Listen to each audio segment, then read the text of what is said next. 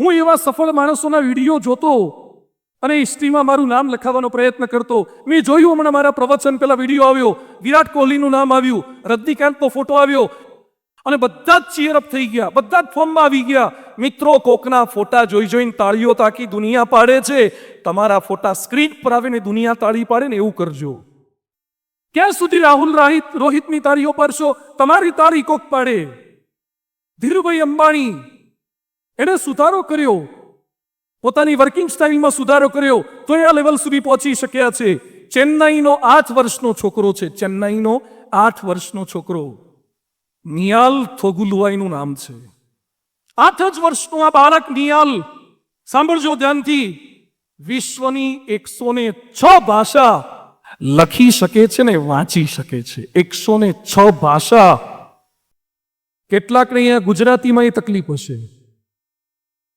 એકવાર સ્કૂલની અંદર એક છોકરાએ ઇંગ્લિશ તૈયાર કર્યું પણ બરાબર ફોકસ ન કર્યું, એટલે ટેક્સ્ટ ઇન 2 days, 2 દિવસમાં ઇંગ્લિશ વાંચ્યું, તૈયાર કર્યું અને પરીક્ષાની અંદર એક સેન્ટેન્સ આવ્યું, ગુજરાતીમાંથી અંગ્રેજીમાં ભાષાંતર કરવાનું હતું. શું વાક્ય હતું?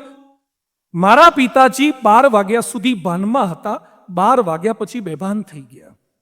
અને ભાષાંતર કર્યું, till 12 o'clock my father was in sense, after 12 o'clock he became nonsense. આ આપણું ભાષાનું જ્ઞાન છે, સાચી ભાષાનું જ્ઞાન. ચેન્નઈનો આ છોકરો યુટ્યુબથી શીખ્યો છે, કોઈ કોચિંગ નહીં અને ટ્યુશનની વાતો. ટ્યુશનથી શીખી શકાય છે બધું, પર્સનલ કોચિંગ હોય તો જ તમે આગળ વધી શકો છો. આ યુટ્યુબથી 106 ભાષા શીખે છે. આપણે યુટ્યુબથી શીખેલું ભૂલી જઈએ છીએ, જે સારું શીખ્યું છે ભૂલી જઈએ છીએ, એવું જોઈએ છીએ. કંઈક સારું શીખવાનો પ્રયત્ન, સતત સુધારણા. અને સતત સુધારણામાં યાદ કરવો છે મારે રોનાલ્ડોને. જો વાહ, જો રાજી થયા ને. રોનાલ્ડો તમારા મામા માસીના હગા થાય છે. કેમ રોનાલ્ડોથી રાજી થવાય છે? ઇન્સ્ટા પર એના ફોલોઅર કેટલા છે? 20 કરોડ. વિશ્વમાં મહત્તમ ફોલોઅર ધરાવતો કોઈ પ્લેયર હોય તો ક્રિસ્ટિયાનો રોનાલ્ડો છે. એક પેજની પેઇડ એડ આપવાના, ઇન્સ્ટા પર એક જ પેજ મૂકે એડવર્ટાઇઝનું, એના 7 કરોડ રૂપિયા લે છે. 7 કરોડ રૂપિયા. હવે ધ્યાનથી સાંભળજો, રોનાલ્ડોની આવક બોલું છું, બધા ગણજો હા, મેચ તો બધાને લગભગ આવડે છે. દર વર્ષે 7 અબજ 67 કરોડ 64 લાખ 50,380 રૂપિયા ગયા વર્ષે કમાયો છે. રોજના રોનાલ્ડોની, એક દિવસની રોનાલ્ડોની આવક છે 2,95,24,809. એક દિવસના 2 કરોડ કમાય છે. ગૂગલ પર સર્ચ કરવાની છૂટ છે, હું કોઈ અભણ બાવો નથી. કેટલા રૂપિયા કમાય છે એક દિવસના?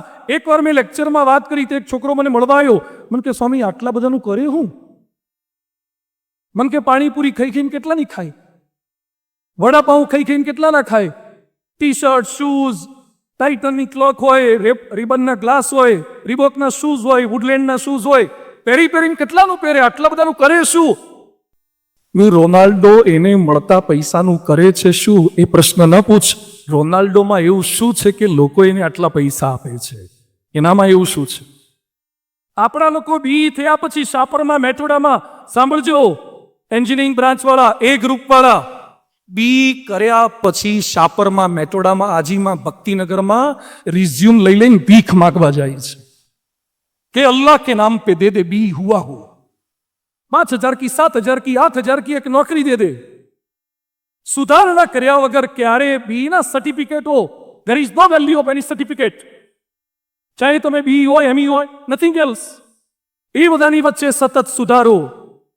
શિક્ષણ પદ્ધતિ બદલવાના પ્રયત્ન ન કરો, તમારી શિક્ષણ કરવાની સ્ટાઇલને બદલી નાખો. ધ ફર્સ્ટ પ્રિન્સિપલ, સતત સ્વ સુધારણાથી જીત પ્રાપ્ત થશે.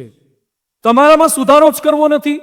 ઝી આવી ગયું એટલે કેટલાક બોલશે કે ઝી પાછું અઘરું લાયા. હજુ તો અઘરું આવશે. આ ડોબાઓ ભેગા કરવાના છે ગુજરાતમાં. જે બી થયા પછી મિકેનિકલ એન્જિનિયર હોય અને એને વર્નિયર કેલિપર્સ વાપરતા ના આવડવું હોય, એને આઈટીઆઈમાં જવાય, બી ના કરાય. કેમિકલ એન્જિનિયર થયા પછી Na+Cl = NaCl કે KMO3 ના આચા નામ ના આવડતા હોય, એને કેમિકલ એન્જિનિયર ના થવાય. હજુ શિક્ષણ મજબૂત થશે અને હજુ તો વધારે પાવરફુલ થશે. જી આવશે, નીટ આવશે, હજુ અઘરું થશે. સુધારો આપણામાં કરવો છે. શિક્ષણમાં કેમ પરીક્ષાઓ કરી, કેમ સિલેબસ બદલી નાખ્યા, કેમ આટલા સબ્જેક્ટના આવા પેપર? અરે સીએમાં પેપર સ્ટાઇલ હોતી જ નથી. Every year they change the paper style. દર વર્ષે સીએની પેપર સ્ટાઇલ બદલી નાખે છે, યુપીએસસીની અંદર સ્ટાઇલ બદલે છે. આપણે થોડોક પ્રયત્ન આ કરવો છે, સુધારા મારામાં કરવા છે. સેકન્ડ ટોપિક, જીત પ્રાપ્ત થશે સાહસિક સ્વપ્નશીલ સ્વભાવથી. જીત કોણ પ્રાપ્ત કરી શકે? સાહસિક અને સ્વપ્નશીલ સ્વભાવ. માએ કાંગલાઓનું કામ જ નથી. સાવ ડરપોક હોય, ભારતની બોર્ડર ઉપર ભારતનો સૈનિક ગયો હોય અને ત્યાં પછી પાકિસ્તાન વાળાને રિક્વેસ્ટ કરે કે પ્લીઝ યાર ગોળી ના છોડતો, અને મારે તો પગમાં મારજે, અને બોમ્બ તો ના ફોડતો. ભારતનો સૈનિક એ સામેવાળા સૈનિકને વિનંતી કરે. વિરાટ કોહલી કોઈ દિવસ મેચમાં ગયા પછી સામેના બોલરને એમ કે પ્લીઝ યાર 2 તપ્પી તો પાડજે, ફૂલ ટોસ નાખજે, સ્પિન બહુ ના કરતો. કોહલી એ બોલરને રિક્વેસ્ટ ના કરે, બોલરને કે તારે જેમ નાખો એ નાખ, તારા દરેક બોલને ચોગ્ગા છગ્ગામાં જોડવા છે. આ કોહલી છે. એમ સારો વિદ્યાર્થી કોઈ દિવસ શિક્ષકને કે સ્ટાફને કે સંચાલકોને વિનંતી ના કરે પેપર સહેલું કાઢજો, તમારે જે કાઢવું એ કાઢો, એમાં સ્કોર કરવો એ મારું કામ છે. સાહસિક સ્વભાવ, સ્વપ્નશીલ સ્વભાવ, થોડોક સાહસિક સ્વભાવ કેળવો તો કંઈક કામ થશે. ભારતને આગળ લઈ જવું છે, એની વચ્ચે આપણે આ કામ કરવા. મુંબઈના બ્રોડવે થિયેટરમાં બૈજુ બાવરા નામના ફિલ્મનો એક પ્રીમિયર શો ચાલુ હતો. સંગીતકાર નૌશાદ નામ કેટલાકે સાંભળ્યું હશે, મ્યુઝિશિયન સંગીતકાર નૌશાદ અલી એ જોતા હતા શો, અને પ્રોડ્યુસર વિજય ભટ્ટ હતા. એટલે એને નૌશાદ સામે જોયું તો નૌશાદ બૈજુ બાવરા ફિલ્મ છે, આ સંચાલકોને ખ્યાલ છે, બૈજુ બાવરા ફિલ્મ જોતા જોતા રડતા હતા. એટલે પ્રોડ્યુસરે મ્યુઝિશિયનને પ્રશ્ન પૂછ્યો કે નૌશાદ સાહેબ આ ફિલ્મ જોઈને કેમ રડો છો? પછી નૌશાદ બોલ્યા કે સાહેબ ભૂતકાળમાં આ થિયેટરની બહાર જે ફૂટપાથ છે એના પર હું ભિખારી તરીકે સૂતો હતો અને ભીખ માગતો હતો. આ થિયેટરની બહાર ફૂટપાથ ઉપર ભીખ માગતો અને સૂતો હતો, અને એ સમયે હું સપનું જોતો હતો કે ભવિષ્યમાં આ ફિલ્મમાં મારી, આ થિયેટરની અંદર મારી ફિલ્મ રિલીઝ થાય. જે ફૂટપાથ પર ભીખ માગતો હોય એ છોકરો સપના કેવા જોવે છે? આપણે કોઈ દિવસ આવા સપના, આવા સંકલ્પો. એક છોકરાને મેં પૂછ્યું શું બનવું છે? મને કે કંડક્ટર. રાજકોટમાં કંડક્ટર? તું કેમ કંડક્ટર? મને કે ટિકિટ ના લેવી પડે ને. શું આવા સાવ નાખી દેવા જેવા સંકલ્પ કરો છો? બનવું તો કંઈક સારા બનવું છે. જોસેફ બેઝોસ નામ સાંભળ્યું છે? કોણ છે? એમેઝોનના માલિક છે. એની આવક, માથા પર વાળ એકે નથી પણ ગામ આખાના વાળ ખેંચી લે એવો છે. માથામાં વાળ નથી પણ અનેક લોકોના વાળ કરતા અધિક પૈસા એની પાસે છે. એની આવક છે $121 બિલિયન. દર સેકન્ડે જોસેફ દર સેકન્ડે 1,76,000 રૂપિયા કમાય છે. દર સેકન્ડે 1,76,000 રૂપિયા કમાય છે. એ જોસેફની લાઈફ મેં વાંચી. એ શું કહે છે? એમેઝોન સીધી ઓનલાઈન સ્ટાર્ટ નથી થઈ ગઈ. હું મારી જાતે પેકેટ્સ સર્વિસ આપવા માટે, ડિલિવરી કરવા માટે હું મારી જાતે જતો હતો, અને પુસ્તકો વેચતા વેચતા હું સંકલ્પ કરતો હતો કે ભવિષ્યમાં મારી કંપની ઊભી કરીશ. સ્વપ્નશીલ સ્વભાવ, સાહસિક સ્વભાવ. ઇન્ફોસિસના માલિક કોણ છે? નારાયણ મૂર્તિ, ઇન્ફોસિસના વડા. અમદાવાદ આઈઆઈએમમાં સર્વિસ કરતા હતા. કમ્પ્યુટર શીખવા માટે રોજના 20 કલાક કોલેજમાં એક તો સર્વિસ કરવાની, કમ્પ્યુટર પોતાનું હતું નહીં એટલે કોલેજનું કમ્પ્યુટર વાપરતા. રાતના 8 થી સવારના 3 વાગ્યા સુધી કમ્પ્યુટર પર મહેનત કરતા, થોડુંક સૂઈ અને પાછા જોબ પર લાગી જતા હતા. પોતાની પત્નીની બંગડીઓ વેચીને નારાયણ મૂર્તિએ ઇન્ફોસિસની સ્થાપના કરી. સાહસિક સ્વભાવ, સ્વપ્નશીલ સ્વભાવ. અને આજે વાત કરવી છે મારે વોરેન બફેટની. વિશ્વ પ્રસિદ્ધ વેપારી છે આ વોરેન. 5 વર્ષની ઉંમરે વોરેને ઘરની બહાર ગમ સ્ટેન્ડ બનાવીને ચુંગમ વેચવાનો ધંધો કર્યો હતો. ચુઈંગમ વેચવાનો ધંધો 5 વર્ષે. સાંભળજો, ગુજરાતની વેપારી પ્રજા છે ને, અત્યાર સુધી એમ માનતો હતો કે ગુજરાતી જ વેપારી છે. આનું મેં વાંચ્યા પછી મને એમ લાગ્યું કે ગુજરાતીને આંટી મારે ને એવો વેપારી વોરેન બફેટ છે. ધ્યાનથી સાંભળજો, કેવો વેપારી છે. 5 વર્ષે ચુઈંગમ વેચવાનો ધંધો શરૂ કર્યો. 6 વર્ષે કોકોકોલા આજુબાજુના ઘરમાં વેચવા જાય અને 20 સેન્ટનો નફો કર્યો. એને એપેન્ડિક્સ થઈ હતી. એપેન્ડિક્સનું ઓપરેશન કર્યું તો નર્સ એની ટ્રીટમેન્ટ કરતી હતી. તો નર્સને શું કે જોજો, એક દિવસ મારી પાસે બહુ ડોલર હશે અને મારા ફોટા છાપામાં છપાશે. હોસ્પિટલમાં નર્સને એમ કહે છે 11 વર્ષે તો એણે શેર બજારમાં પ્રવેશ કરી લીધો હતો. At the age of 11 years. અહીંયામાંથી 18, 19 કે 21 વર્ષે શેર બજારનો 100 કેટલાકને ખબર નહીં હોય. ડબ્બા ટ્રેડિંગ ખબર હશે રાજકોટ વાળાને, પણ શેર બજાર 12 વર્ષની ઉંમરે 500 ઘરોમાં છાપું નાખવા જતો હતો. કેલેન્ડર વેચે, જૂની પસ્તી ખરીદે. 12 વર્ષે દર મહિને $175 કમાણી કરતો હતો. હવે મજા આવે એવી વાત તો એ છે કે એને પહેલું ઇન્કમટેક્સ રિટર્ન ભર્યું 14 વર્ષની ઉંમરે. 14 વર્ષની ઉંમરે તો ઇન્કમટેક્સ રિટર્ન ભરી દીધું હતું અને 15 વર્ષે પોતાની બચતમાંથી 40 એકર જમીન ખરીદી લીધી. 15 વર્ષે 40 એકર જમીન ખરીદી લીધી. વાળંદની દુકાનમાં એક વિડીયો ગેમનું મશીન મૂકી આવ્યો, પિંકબોલ ગેમનું મશીન મૂક્યું, એમાંથી કમાણી શરૂ કરી. મિત્રો, સંકલ્પ તો મોટા કરો. થઈ શકે છે આપણી વચ્ચે રહેલા આવા લોકો કે જે કોઈ પણ પરિસ્થિતિની અંદર કાર્ય કરે છે. આજે મારે યાદ કરવી છે ભારતની એવી દીકરી અરુણિમા, જેને લખનૌ જતા ટ્રેનની અંદર ગુંડાઓએ ફેંકી દીધી. ટ્રેનની ટ્રેક પર પડી, એનો પગ કપાઈ ગયો. 11 એપ્રિલ 2011માં ઘટના બની. હોસ્પિટલમાંથી સાજી થયા પછી ઘરે ન ગઈ આ છોકરી. પહેલી ક્યાં ગઈ? જેણે માઉન્ટ એવરેસ્ટ સર કર્યો તો એવી પ્રસિદ્ધ બાઈ બચેન્દ્રી પાલના ત્યાં ગઈ. પ્રથમ લેડી હતી બચેન્દ્રી પાલ, એના ત્યાં ગઈ. અરુણિમા સિંહા ત્યાં જઈને કહે છે કે મારે એવરેસ્ટ સર કરવું છે. એક પગ કપાઈ ગયો છે, પ્રોસ્થેટિક લેગ છે, બનાવટી પગ છે. બચેન્દ્રી પાલે આ છોકરીને જોઈને એની હાલત, એક પગ ઉપર સરખી ઊભી નથી રહી શકતી, બગલની અંદર ઘોડી ભરાયેલી છે, અને કે તું એવરેસ્ટ સર કરીશ? હા, કે I will climb the mount Everest. અને એ સમયે બચેન્દ્રી પાલ કહે છે કે દીકરી, એક પગથી એવરેસ્ટ સર કરવો અઘરો છે, પણ તારું આ સાહસ જોઈને આજે હું સાબિતી આપું છું કે એવરેસ્ટ તો તું સર કરી ચૂકી છે. હવે ખાલી દુનિયાને બતાવવાનું જ બાકી છે. સર કરી લીધો તે. તારા મનમાં આટલો દ્રઢ સંકલ્પ હોય, સર થઈ ગયો છે. સંકલ્પ. પરમ પૂજ્ય પ્રમુખ સ્વામી મહારાજ 6 ચોપડી ભણેલી વિભૂતિ હતા, કેવળ 6 ચોપડી ભણેલા. આ એક મંદિર તમે જોવો છો ને, એવા 55 દેશની અંદર 1300 મંદિરો છે. અને તમારી નજર સમક્ષ 2 સંતો છીએ. આવા વિશ્વની અંદર 1100 ભણેલા ગણેલા સાધુઓ પ્રમુખ સ્વામી મહારાજે બનાવ્યા છે. ગાંધીનગરનું અક્ષરધામ 23 એકરમાં છે.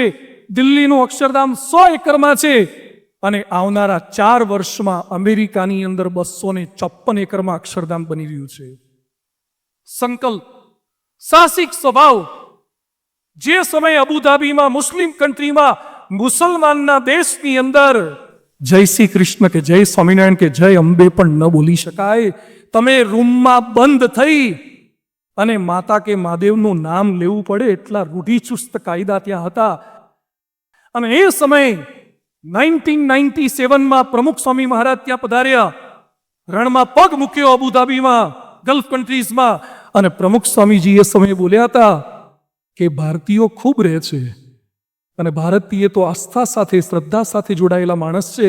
તો સંકલ્પ કરીએ છીએ, પ્રાર્થના કરીએ છીએ અહીંયા મોટું મંદિર થાય. 1997માં સંકલ્પ કર્યો તો 2018માં અબુધાબીના મુસ્લિમ શેખે ત્યાં BAPS સંસ્થાને 24 એકર જમીન મંદિર કરવા માટે મફત આપી અને ત્યાં ભવ્ય મંદિર થશે. સંકલ્પ તો કરો, સાહસિક સ્વભાવ તો રાખો. કેટલાક પહેલેથી નેગેટિવ હોય. એકવાર 2 મિત્રો ભેગા થયા, રાજકોટના હતા. હવે બંને જણા વાતે વળગ્યા. બંને જણા કે આપણા દેશની વસ્તી 1.25 અબજ, પેલો કે 1.25 અબજને બાજુ પર છોડ, 1 અબજ તો ગણ.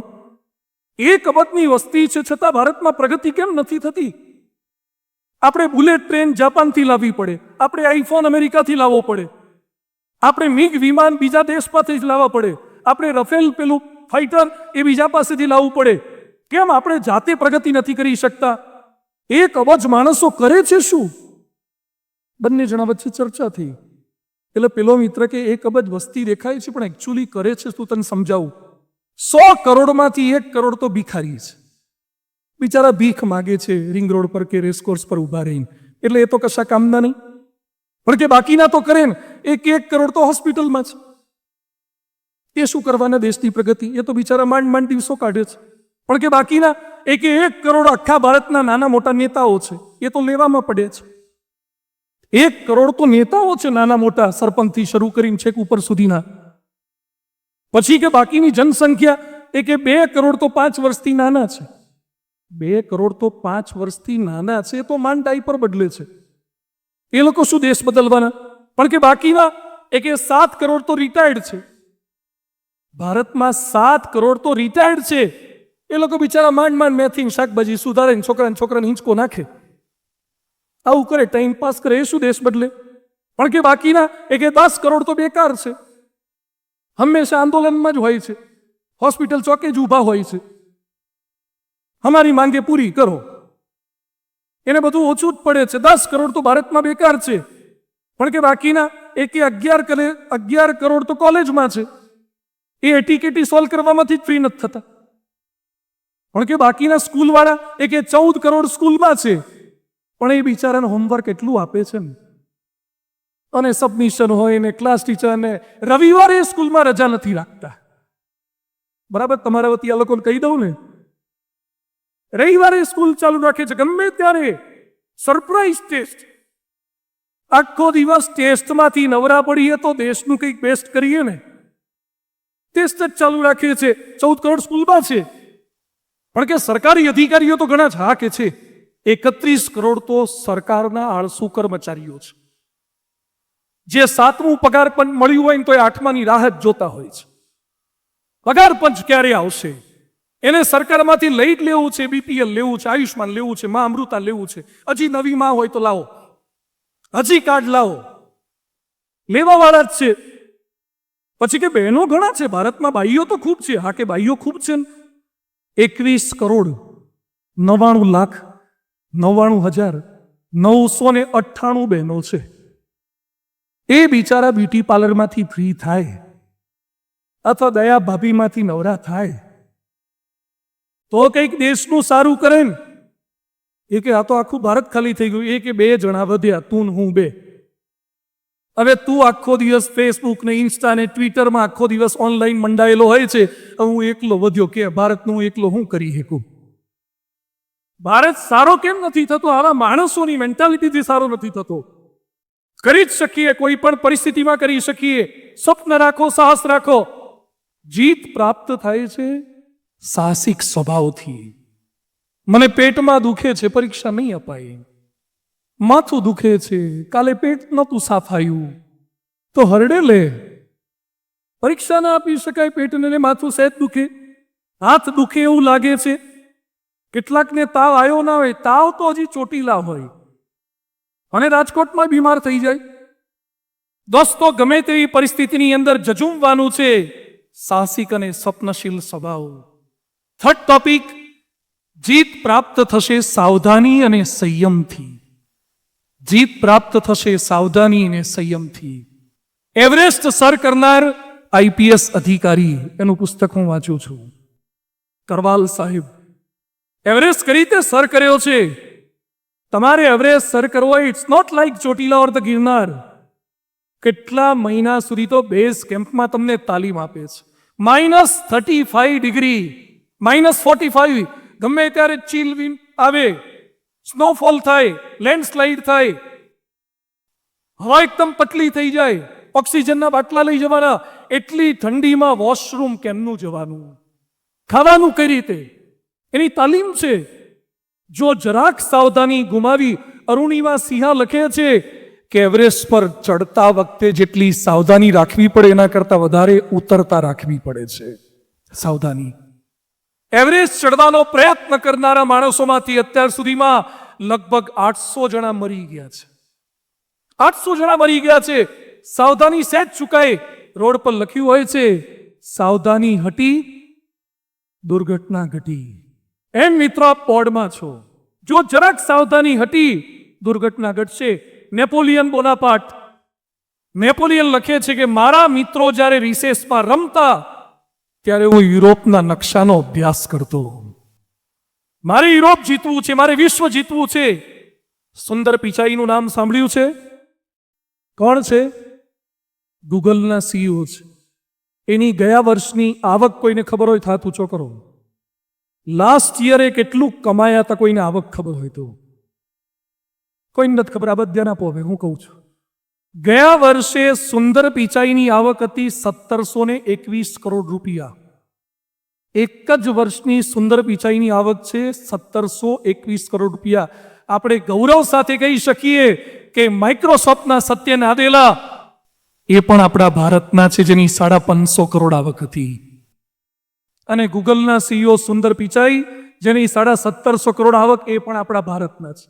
ભારતીયો કંઈ કમ છે? કરી શકે છે, આટલો પગાર લાવી શકે છે. પણ એ સુંદર પિચાઈના પિતાનો ઇન્ટરવ્યુ મેં વાંચ્યો. એના પિતા લખે છે મારા સુંદરને ક્યારે અભ્યાસ માટે ટોકવો પડ્યો નથી. ક્યારે ટોકવો પડ્યો નથી. પેડલ રિક્ષામાં સ્કૂલે જતો હોય તો પણ હાથમાં પુસ્તક જ હોય. એના મિત્રો જ્યારે ક્રિકેટ રમતા, સોસાયટીમાં રમતા, ત્યારે સુંદરના હાથની અંદર હંમેશા પુસ્તક જ રહેતું, કમ્પ્યુટરમાં જ ઊંડો ઉતરેલો રહેતો. મિત્રો, કુછ પાને કે લીએ કુછ ખોના પડતા હૈ. કંઈક જો હાઈટ પ્રાપ્ત કરવી હશે, કંઈક કરવું પડશે. આપણે બધા આટલું સારું વાંચ્યા પછી પણ જો જરાક સાવધાની ના રાખી, એમાં તમારા રિઝલ્ટને બગાડી શકે એવા જો કોઈ આતંકવાદીઓ હોય તો એ સરજીલ ઇમામ નથી, પરંતુ મોબાઈલ છે, વિડીયો ગેમ છે, ઇન્ટરનેટ છે, ટીવી છે, કુસંગ છે, મિત્રો છે. તમારી બધી જ કેરિયર, તમે પેટ્રોલ સ્ટેશન પર બાજુમાં હવા ભરવાનું પેલું કોમ્પ્રેસર આવે ને, હવા ભરતા વાર લાગે પણ પંક્ચર પાડતા વાર ન લાગે. આ સંચાલકોએ, આ શિક્ષકોએ આખું વર્ષ તમારી અંદર હવા ભરી છે, અને મોબાઈલ એક પંક્ચર એવું પાડી દેશે ને, બધી જવા કાઢી નાખશે. પણ સંકલ્પ કરવાનો છે, બીજે બધેથી નીકળી જાઓ. કેટલાક છોકરાઓને જોઉં છું, અત્યારે બોર્ડની એક્ઝામ છે છતાં પણ 2-2 કલાક, 3-3 કલાક ઓનલાઈન રહે. અને શું ભણી શકવાના? મારા મિત્રો કોણ લાઈક કરે છે, અને એમાંય પાછું ટિકટોક. અતિ અદ્ભુત આઈટમ છે. પહેલા મને સમજાતું નહોતું ટિકટોક એટલે શું છે. પછી મેં થોડું રિસર્ચ કર્યું. ટિકટોક ક્યાં ચીજ હે? તમારે રેકોર્ડિંગ કરવા માટે વિડીયો ચાલુ રાખવાનો, અને સામે ઊભા તમે કે મિત્રોએ સાથે મળીને ગાંડા કાઢવાના. તમારા ગાંડા તમારે શૂટ કરવાના, રેકોર્ડ કરવાના, અને તમારા બીજા ગાંડા મિત્રોને મોકલવાના. અને એ બધા જ ગાંડા જોઈ લાઈક કરે, એમાં આ ગાંડો રાજી થાય. મિત્રો, ટિકટોક જોવા જશો ને તો ટેડ ટોકમાં તમારું નામ નહીં આવે. ટેડ ટોક કરવું હોય ને તો ટિકટોક જતું કરવું પડશે. આ લેવલ પર પહોંચવા માટે કંઈક જતું કરવાનું છે. મિત્રોનો સંગ, વાતો. હવે ક્રિકેટ રમનારા ક્રિકેટ રમશે. તમારી એક્ઝામ દરમિયાન, હવે એક્ઝામ સુધી, રિઝલ્ટ સુધી, એક્ઝામ ફિનિશ થઈ જાય ત્યાં સુધી જેટલા કંઈ બીજા એન્ટરટેઇનમેન્ટના સાધનો છે, સ્ટોપ ઇટ, બંધ કરી દો. મોબાઈલમાં એક્સ્ટ્રા ટાઈમ, ઘણા કે ફ્રેશ થવા માટે મોબાઈલમાં રાખવો પડે. મોબાઈલ ફ્રેશ નહીં કરે, ડિફ્રેશ કરી નાખશે. ફેસબુક પર ઓનલાઈન હોય, બુકમાં ફેસ ના હોય. ફેસબુકમાં જ એને મજા આવે. અને કોઈ એકલો પણ હસતો હોય ને મલકાતો હોય, સમજો ક્યાંક કનેક્ટ થયો લાગે છે, અથવા તો ડિસ્કનેક્ટ થયું લાગે છે. એ બધામાં જેમ કનેક્શન થાય છે, હવે થોડું કનેક્શન અભ્યાસની અંદર કરવાનું છે. કેટલા એના હેબિચ્યુઅલ થઈ ગયા છીએ. આ મોબાઈલે આપણને ગુલામ બનાવી દીધા છે. એના વગર ફાવે જ નહીં. એના એડિક્ટ થઈ જાય છે. બિટ્સ એન્ડ પીસીસ નામનું એક નાનકડું પુસ્તક છે. એમાં પ્રશ્ન પૂછ્યો છે કે એવરેજ માણસ કેટલી ઊંઘથી ચલાવી શકે, કેટલી ઊંઘ જોઈએ માણસને. કોઈ કે 5 કલાક, 6 કલાક, 7 કલાક, પણ લેખકે સરસ લખ્યું છે 5 મિનિટ મોર. કેટલી? 5 મિનિટ વધારે બધાને જોઈએ. સવારે તમે 6 વાગે ઉઠવાનું કીધું હોય પણ ઉઠવાનું મન થાય 5 મિનિટ, મમ્મી 5 મિનિટ, પપ્પા 5 મિનિટ. 6 કલાક સૂતામાં જે મજા ના આવે ને એ ઉપરની 5 મિનિટમાં આવે. તમારા મમ્મી શાકભાજી લેવા ગયા હોય, પેલા વેચનારાએ કિલો આપ્યું જ હોય, પણ કિલોમાં જે મજા ના આવે ને ઉપરથી થોડુંક લઈ લે ને એમાં મજા આવે. સવારે પથારીમાંથી રજઈ છોડવીને રજઈમાંથી બહાર નીકળવું ને એ તો ચંદ્રયાન 2 ને ગુરુત્વાકર્ષણમાંથી બહાર કાઢવું ને એના કરતાંય વધારે અઘરું છે. આ રજઈમાંથી બહાર નીકળશે એ દેશને ખરાબ પરિસ્થિતિમાંથી બહાર કાઢી શકશે. કંઈક બહાર નીકળવું છે એટલે આળસનો ત્યાગ છે. તો થર્ડ ટોપિક, સાવધાની અને સંયમથી. ફોર્થ સ્ટેપ, જીત પ્રાપ્ત થશે સંઘર્ષોમાં સ્થિરતાથી. સંઘર્ષ આવશે એમાં સ્થિરતા પ્રાપ્ત કરવાની છે. રાજસ્થાનની અંદર ગુલાબી પથ્થર, ગ્રેનાઇટના પથ્થરની બહુ મોટી ખાણ છે. લગભગ આપણે જેટલા મંદિરો અહીંયા જોઈએ છે બધા પથ્થર રાજસ્થાનના હોય, જેટલી મૂર્તિ જોઈએ બધા જ પથ્થર રાજસ્થાનના લગભગ હોય છે. રાજસ્થાનની અંદર એક કારીગર એના વર્કશોપની અંદર ગ્રેનાઇટમાંથી મૂર્તિ બનાવવાનું કામ કરવા ગયો. એમાં પથ્થર ઉપર હથોડીને ટાંકણું લઈને મારવા ગયો. અનેક પથ્થરે બહુ ચીસો પાડી. શેઠ ટાંકણું ઓડાડવા જે ચીસ પાડે, શેઠ ટાંકણું ઓડાડવા જે ચીસ પાડે, મૂકી દીધો બાજુમાં.